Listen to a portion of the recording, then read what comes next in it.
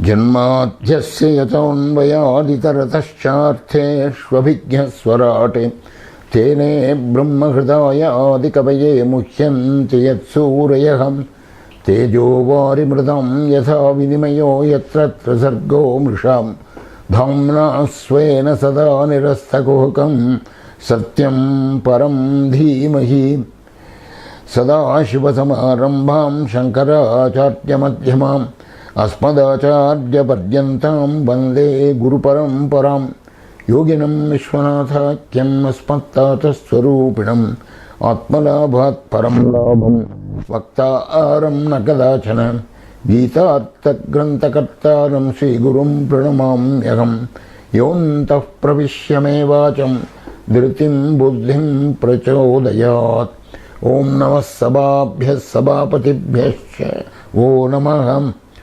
Om. Friends, we are going to be doing Sanatana Dharma number 14 today. 14 and 15 are going to treat with Rasa Lila of Krishna. Today, this session, we will have part 1 of this Rasa Lila of Krishna. I am sure you have heard about the Rasa Lila of Krishna, but now we are going to see the nitty-gritties of that and some analysis of the same.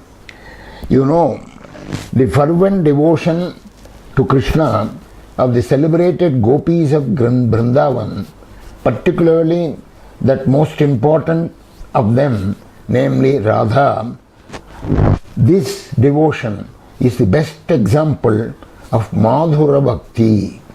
Madhura Bhakti, devotion through love, Madhura Bhakti. It is the best example for all time.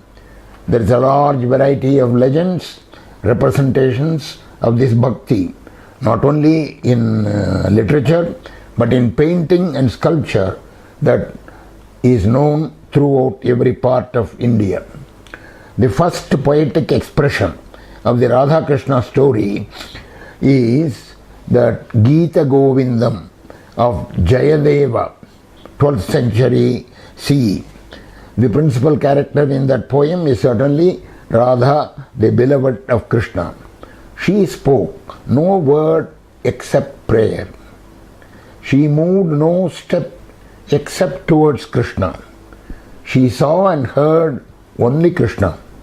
She spoke only of him, to him, by him, for him. Whoever might be in her vicinity, Krishna filled her heart entirely. Now this magnificent poem is certainly held in high respect and sung all over India, particularly in congregated singing of bhajans, singers often reaching heights of ecstasy. This lyrical extravaganza of Jayadeva is certainly a delightful poetry without inhibitions. It is at the very center of religious poetry in the Bhakti tradition, though certainly it may be considered erotic in Victorian standpoint, but it is venerated as God's own writing. The singing and dancing associated with this poem are so absorbing, not only in its music and rhythm, but also in its lyric that describes the love sport of Radha and Krishna. Now, what is the origin of our source of all this? This is not Jayadeva's imagination. It is not his fancy. It is not his invention. It all goes back to chapter in the 10th skanda of Bhagavatam, there are 5 chapters called Rasa Panchadhyayi. There are 5 chapters. These 5 chapters describe the love sport of Radha and Krishna, the Rasa Lila of Krishna with the gopis of Vrindavan. But before we take that up, we must tune our minds to the right way in order to appreciate it all. So let us go back to the famous story of Krishna's theft of the clothes of the gopis while they were bathing in the river. This is described in chapter 22 of the 10th skanda of Bhagavatam. It looks like an immoral story with a child of 6 as the central figure. It is spoken of as though he was a full-grown man insulting the modesty of woman. Not at all. Look at Annie Besant. Annie Besant's handling of the story is something very interesting. According to her, the gopis were rishis, and the Lord Supreme as a babe is teaching them a lesson. There is more than that. There is an occult lesson behind the story, profound occult lesson. When the soul is approaching its destination, the Supreme Lord, you see, it has to go through a great ordeal. You see, it starts with a certain stage of initiation perhaps, but when it is approaching the Supreme in its final stages, stripped of everything on which it has hitherto relied, stripped of everything that is not its inner self, that is the non-self, stripped of everything that is non-self, deprived of all external aid, of all external protection, of all external covering, the soul in its own inherent life must stand naked and alone, with nothing to rely on, save the life of the self within it. If it flinches even at the last moment in this ordeal, if it clings to anything to which it has hitherto been clinging, it has hitherto looked for help, if in that supreme hour it cries out for friend or help or even the Guru himself, the soul fails in that ordeal. Naked and alone it must go forth, with absolutely none to aid it save the divinity within the self, within itself. This nakedness of the soul as it approaches the supreme goal, this is what is told of in that story according to Annie Besant. This defense of the conceptual fabric of Hindu spirituality by a foreigner is important for the proper understanding of the Rasa Lila of Krishna. One more thing. In addition, there is another perspective that should never be missed in any discussion of the Rasa Lila. It is the divinity of Krishna himself. Where is the first description of his birth? The first description comes to us from the pen of Vyasa himself in the famous Bhagavatam, right in the 10th chapter. It was on an Ashtami day after Shravan Purnima, when the moon was in the asterism Rohini, that Krishna was born in the prison of Kamsa of Mathura.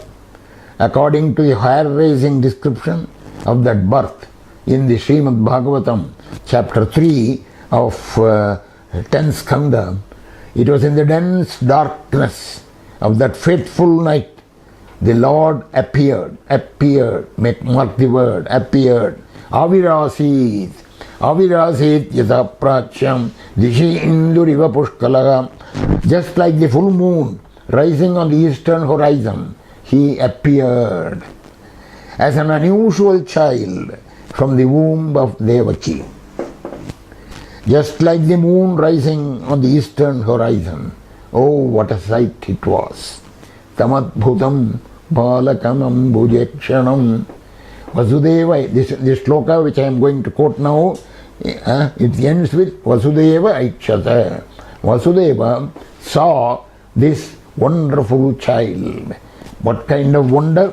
Tamadbhutam balakam ambujekshanam. Adbhutam, that wonderful child. Balakam, ambujekshanam, with lotus-like eyes. Actually, it also means with eyes seeing the ground. Ambujekshanam. Tamadbhutam balakam ambujekshanam. Chaturbhujam shanka gadatyudayudam. Chaturbhujam, with 4 arms, 4 hands, wielding uplifted weapons. Shanka, Gada, Ari, Shanka, Gada, Ari, and so a conch, Shanka, Gada, mace, and Ari, Chakra, with uplifted hands. Shanka, Gadar, Yuda, Yudam. Srivatsa Lakshmam Galashobhi Kaustubham, luminous Srivatsa mark on his chest, shining Kaustubha gem on the neck. Gala is neck. Galashobhi Kaustubham. The Kaustubha gem is shining on the neck. Srivatsa Lakshmam Galashobhi Kaustubham. Pitambaram Sandrapayoda Saubhagam. Pitambaram, cloth of golden color, golden hue. Sandra Payoda Saubhagam. Sandra is full, dense. Payoda, cloud, water-filled cloud. Saubhagam, beautiful as the blue water-filled heavy rain cloud. Pitambaram Sandra Payoda Saubhagam. Maharha Vaidurya Tivita Kundala Tusha Parishvakta Sahasra Kuntalam. Mahar Sahasra Kuntalam, dense hair from Parishvakta, it is flowing round amidst the luster, the diadem and earrings radiant with precious gems. Maharha Vaidurya Kirita Kundala Trisha Parishvakta. Those jewels, those ornaments themselves are radiating excellent luster, and amidst that this dense hair flowing around. Maharga Vaidurya Kirita Kundala Trisha Parishvakta Sahasra Kuntalam Uddama Kanchangada Kankanadhibihi Virajamanam. Uddama Kanchangada, Kanchi, that is the bracelets around the hip and arms, Kankanadhibihi. Kanchi Angada Kankanadhibihi. So in the there are around the hips and arms there are beautiful bracelets.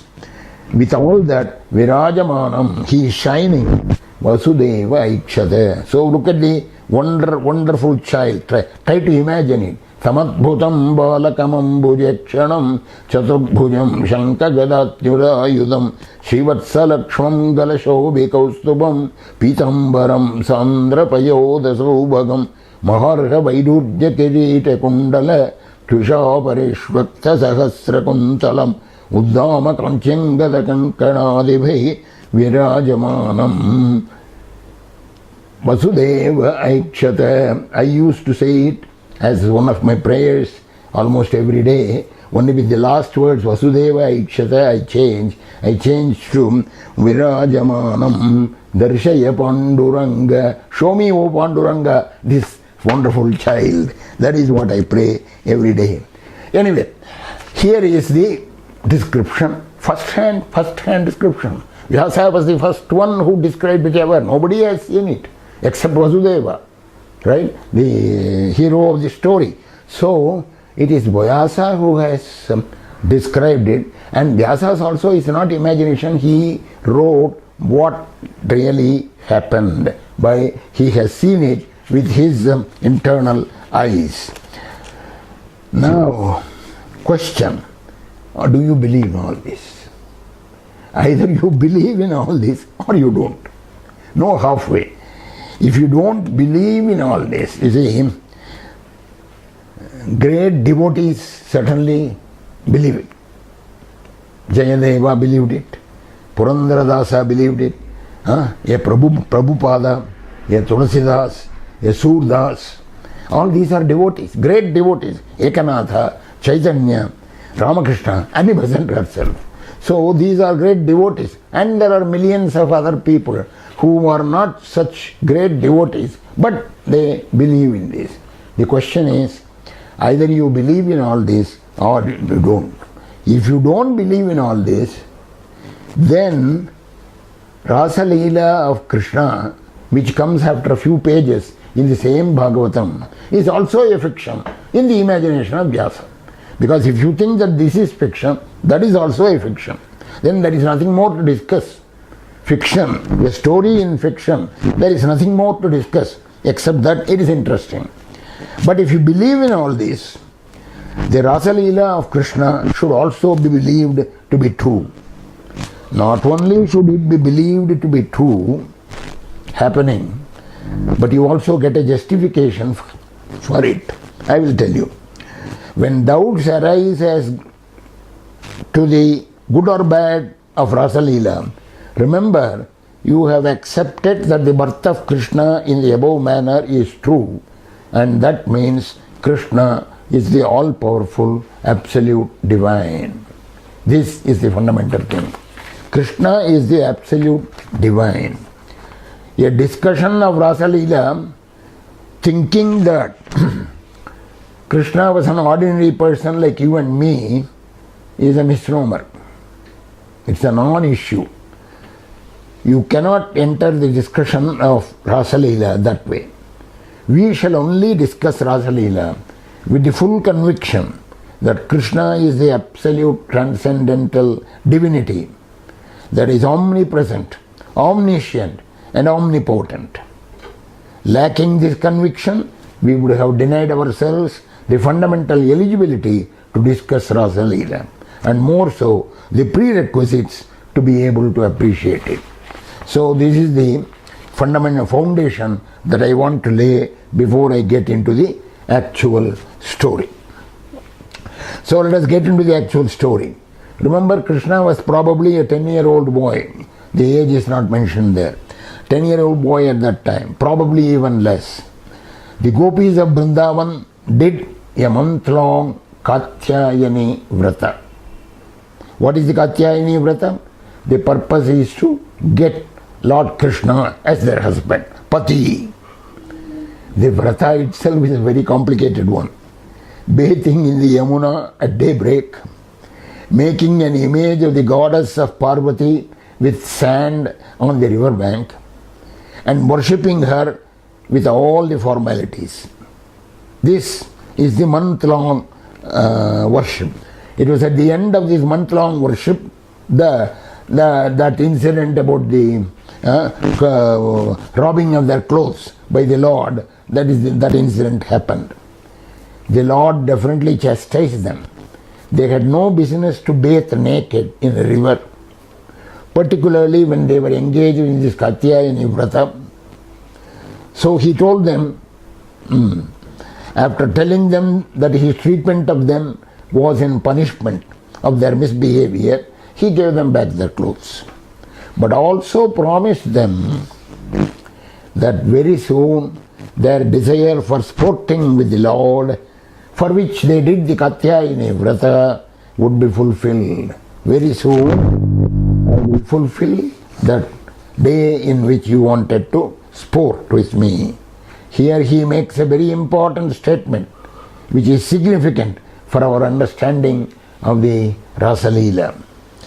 Namaya ye veshita diyam kamah kamaya kalpate bharjita katita dana prayo bhijaya neshyate. Beautiful sloka to be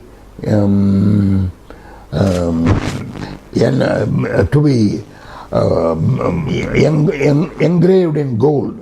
Na mayi aveshita diyam kama kamaya kalpate bharjita katita dana prayo bhijaya neshyate.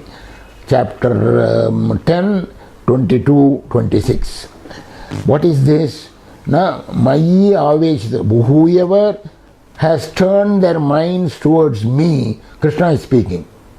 Whoever has turned their minds towards me, you see, the desire or lust that thereby arises in them would not result in anything bad, because just as a fried or a baked seed would not sprout, you go and plant a fried seed, it won't. Bharjita katita dana, bharjita katita dana. You see, the fried seed, dana, prayo bija ekal neshyate. It does not sprout again.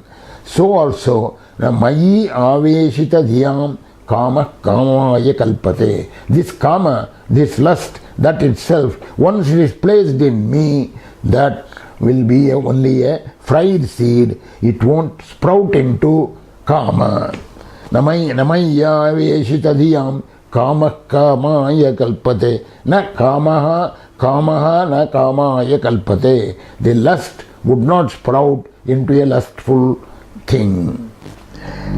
This is a great saying. Of course, all exponents of Vedanta tell us how a man of wisdom has no karma chasing him, because they are like a fried seed in his case and it will not sprout. You see, in fact, the other day we saw in the Gita that you see, tasya karyam na vidyate, nothing happens, nothing binds him, because atmani eva atmana tushtaha. He is always delight in the self, so for him nothing will affect him. So that is the major statement of the Lord. So he promised to have the sport with them on a particular day. The night of that fulfillment arrived in the autumn following. Following autumn, it arrived. The requisites for the divine play, so it is 29, yes.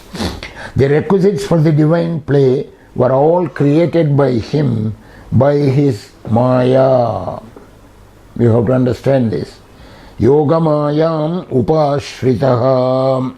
The very first sloka, that is among this Rasa Panchadhyaya, I told you, it starts with the chapter 29 of Skanda 10.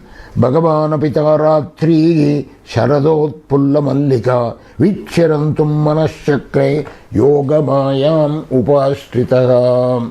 So, resorting to his Yoga Maya, Pashyame Yoga Maishwaram, says the Gita, in the Gita, he has the Aishwaram Yogam Pashya, so says he.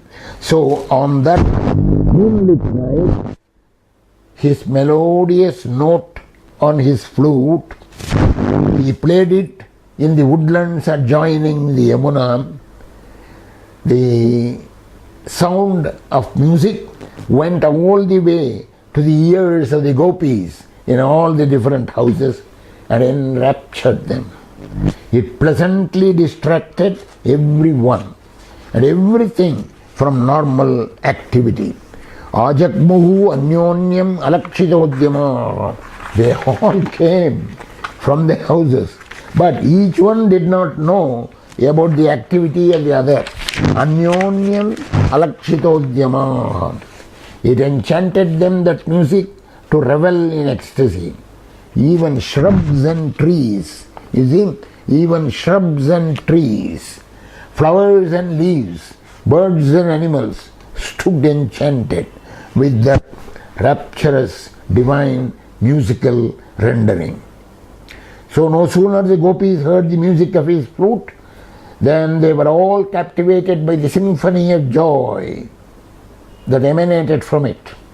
They came from all sides to the spot where he was playing the flute. Some were milking the cows, some were serving food to their husbands. You see,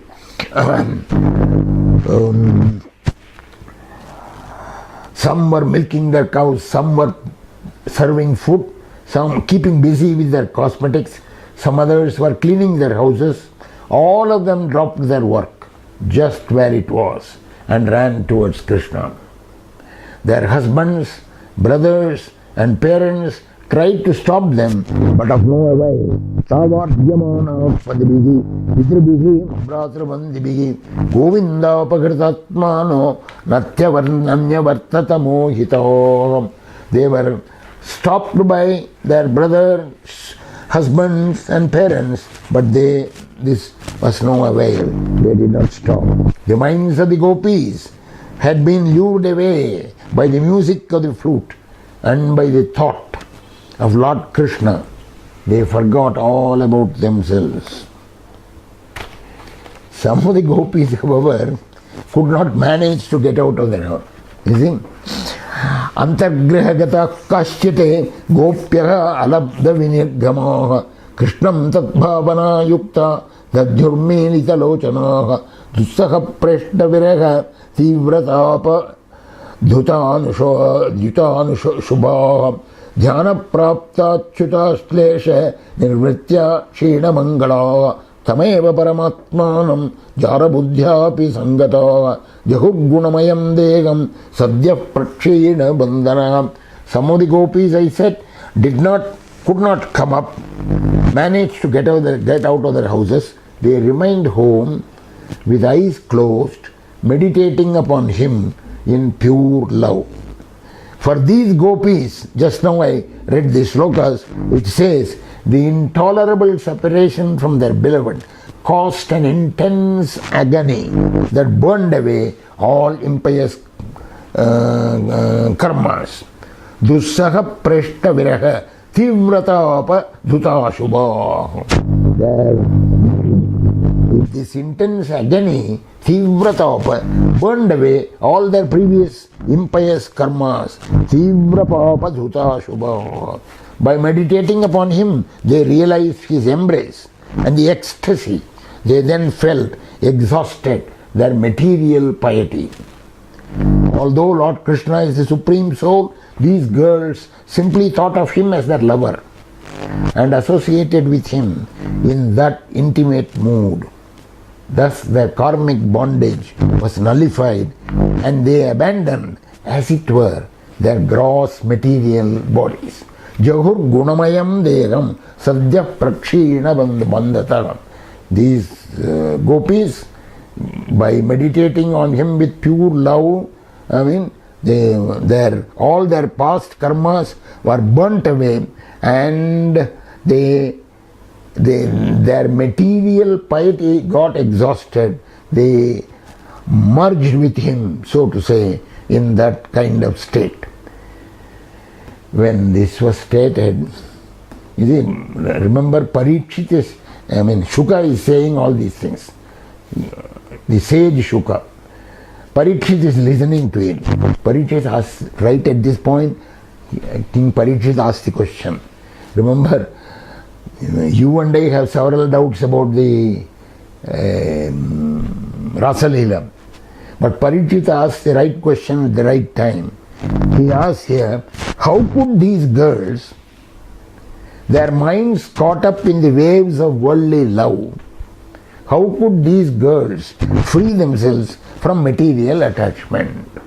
Jahur gunamayam deham sadhya prakshina bandhana sameva paramatmanam jara buddhyapi sangata. They were thinking of him as a lover, but their material everything, bondage, everything got exhausted. How is that possible? How could these girls? And the Rishi replies, Uktam purastare tatte chaidya siddhim yadagataha vishannapi grishikesham kimuta dhokshaja priyaha.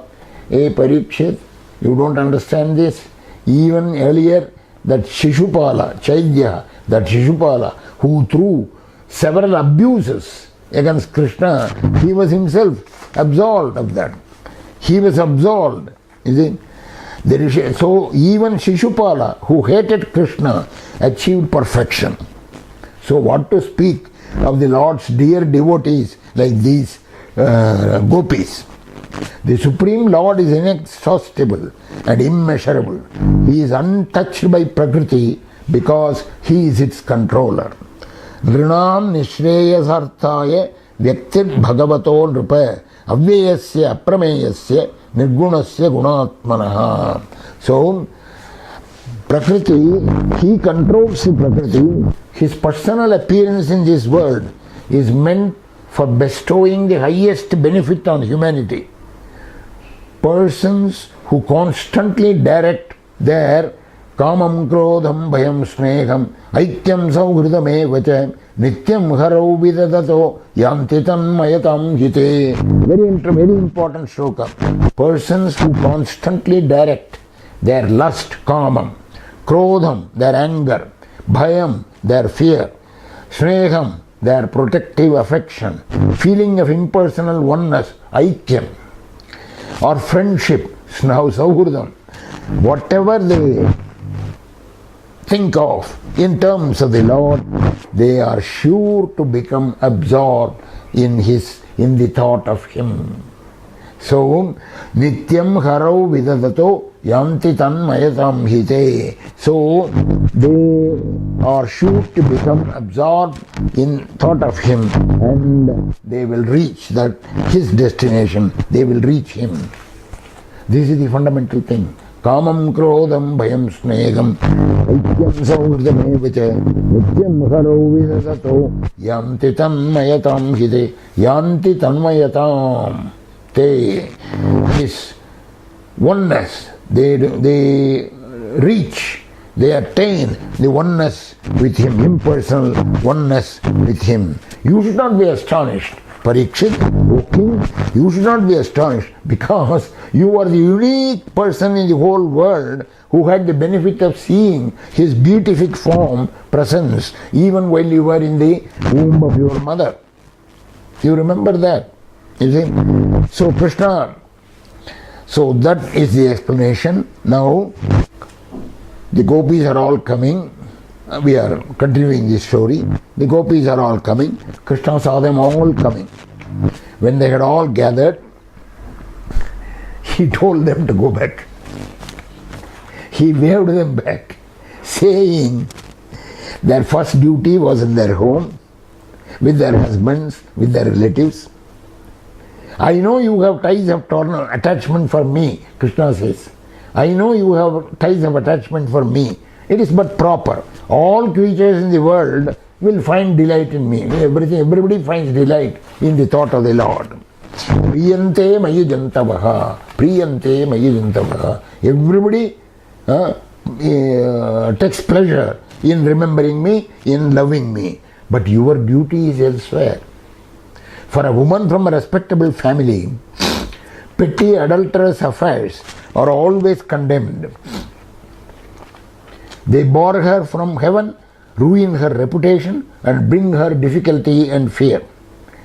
So he ends the sermon by making a famous declaration, which he himself repeats later. Shravanat darshanat dhyanat mayi bhavo kirtanat natata sannikarshena pratiyata tato grihan. Again a very important statement. Shravanat darshanat dhyanat. Shravanat, by listening about me, hearing about me. Darshanat, by seeing my deity. Dhyanat, by meditating on me. Mayi bhavo kirtanat, habitually chanting my glories. These are different ways in which devotees think of Him. Nathata sannikarshena pratiyata tato grihan. You see, the same result, whatever result you obtain by Shravana, Darshana, Dhyana and Kirtana, that is hearing about me, seeing my deity, meditating on me and chanting my names, whatever result you obtain by this, by these things, right, you will not achieve it by mere physical proximity. Nathata sannikarshena pratiyata tato griha. Therefore go home. See, very, very clear. Krishna is very clear, you see. So, the important thing is to hear about Him, Shravana, see His deity, Darshana, Dhyana, meditate on Him, Mayi Bhavon Kirtana, chant His glories. Na tata sanni, just by going near Him, it does not mean that you have transcended all the material obstacles. So, pratiyata tato griha, therefore go home. Transcendental love for me arises by the devotional processes of hearing about me, seeing my deity, meditating on me, and faithfully chanting my glories. Same result is not achieved by mere physical proximity. In this Rasa Panchadhyayi, Rasa Panchadhyayi, there are several gems of shlokas. That is why I took this subject today as Sanatana Dharma, one of the Sanatana Dharma series. So please go back to your homes, he says. But the gopis don't listen. To his argument that their duty is to their husbands and families, they reply that he is the pati, he is the husband. You are the husband. You are the husband of the entire world, and therefore of them all. So their first duty is to him. They are trying to quibble on this. Not only that, O Lord, there is now gopis. Not only that, our minds, which were all along with our families and our work, have now been totally captivated by you and your music. Our hands and feet are yours, are not ours. Not even our minds. They are all yours. So these hands and feet, the minds, they refuse to do any work other than the work directed towards you. So don't throw us back. Please accept us as your servants. They were very steadfast in this determination. Krishna saw that steadfastness. Krishna decided to please them. Smiling upon hearing these despondent words from the gopis, Lord Krishna, the Supreme Master of all masters of mystic yoga, mercifully satisfied them. Iti viklavitam tasam shrutva yogeshwareswaram prahasya sadayam gopi atma rama pyariramate. He is an Atma Rama. What is Atma Rama? The opposite of Indriya Rama. Atma Rama means Arama. Arama means revels in. You see, one revels in the Atman, the self. So he has no other interest. Atma Rama. He, Ariramati, he is ported with them because Viklavitam Tasam Shutva Yogeshwareswaram. They are so persistent, so steadfast in their determination. Therefore, he said, though he is fulfilled in himself, by himself, for himself, Atmani eva Atmana tushtaha, even though he was like that, he has nothing to obtain which he does not already have. Nanavaptam avaptavyam Gita. I have nothing to obtain. So when he decided to sport with them, when he thus decided and moved in intimate terms with the gopis, what happened? Naturally, what happens in such a state happened. Very soon they thought very highly of themselves. Oh look, we gopis, nobody in the world can go near Krishna like this. I am in intimate terms with the Lord. They thought they are the greatest woman on earth. The Lord became aware of their pride and arrogant thought. Therefore, intending to bless them with the right kind of spirituality. You see, when one goes to that kind of arrogance and pride, the Lord checks that up. Ragaswarupa pashadhya krodhakarang kushojjvala. When your raga, when your passion, when your anger, these things go beyond a certain limit, she takes care and she protects it. Similarly, the Lord, intending to bless them with the right kind of spirituality, immediately vanished. Immediately vanished. That is where begins a long wailing and searching by the gopis. They could not stand this separation from the Lord. They lose their head and become really mad for him.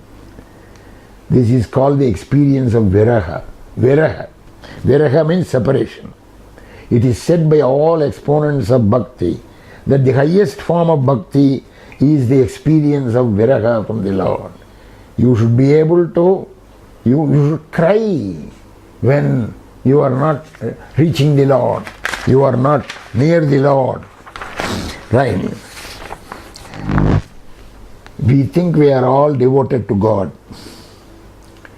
But do we feel the pangs of separation from Him as the gopis felt? People say God does not take the offering we give Him. But do we offer it the way Sabari offered Him? लोग कहते हैं भगवान खाते नहीं, क्या हम सबरी की तरह खिलाते हैं? People say that God does not come to our rescue.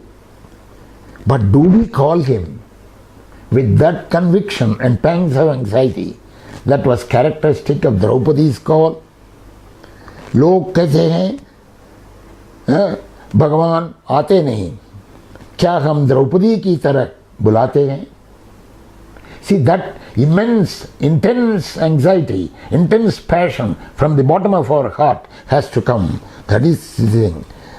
People say that God does not bless us. But do we love Him with that intensity of Radha's love? लोग कहते हैं भगवान प्रसाद करते नहीं, क्या हम राधा की तरह प्यार करते हैं? So, the gopis were now mad about Him, and they keep roaming about the woods, in the woods, searching for Him all along. And in this roaming, they identify footsteps of the Lord. Aha! So they try to follow these footsteps. But lo and behold, they do not find their Lord when they follow these footsteps, but they find something else, one more pair of footsteps, side by side with the Lord's footsteps. They look at it carefully, they recognize it as a woman's footsteps. See, the Lord is going and the woman is going along with Him. They are jealous. Their jealousy knows no bounds. How come?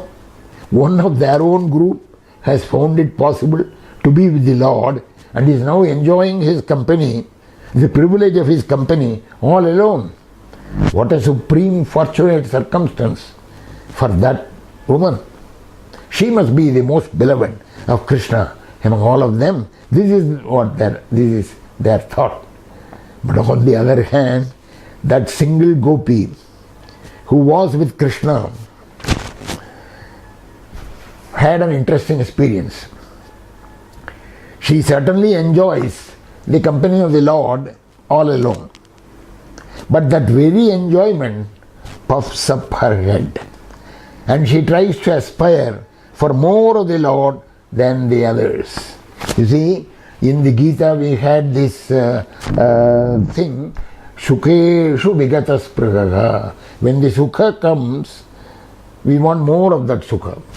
As I have already told you, those who have heard my Gita lectures would know, when the promotion comes, before even opening the letter of promotion, because you know already the content of the letter, before even opening it and seeing it, you think of the time that will take to get the next promotion. This is what you mean by spriha. Always when happiness comes, you want more of that happiness. So here, this lady, what does she do? This very enjoyment of being alone with Him puffs up her head. She tries to aspire for more of the Lord than the others. Instead of walking up along with the Lord, she suggests to Him that He may carry her on His shoulders. To her great satisfaction, the Lord agrees to do that. So He says, all right, my dear, get up on my shoulders. And He poses for her. But lo and behold, when she attempts to climb up on His shoulders, He is no more there. He has vanished. That was the end of her puffed up pride. Now the rest of the company joins, and together they all search for the Lord. This is where we are going to leave the session today. We are going to continue the story in the next session. Incidentally, this single gopi perhaps is the Radha of later literature. We don't know. The name Radha does not appear anywhere in the Bhagavatam. There is no Radha there. But in later literature we talk of Radha and Krishna. Probably it was this single gopi. So Radha, the name Radha does not appear in Bhagavatam. So also it is interesting to note that the name Narayana does not occur in the Gita. It's two just interesting quips.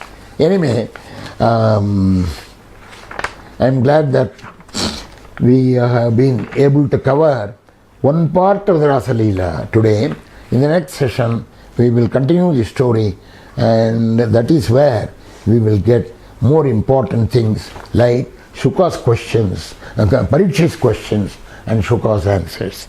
Swasti prajabhya paripalayantam nyayena markena mahim mahisho go brahmanebhya shubhamastu nityam lokas samasta sukhino bhavantu.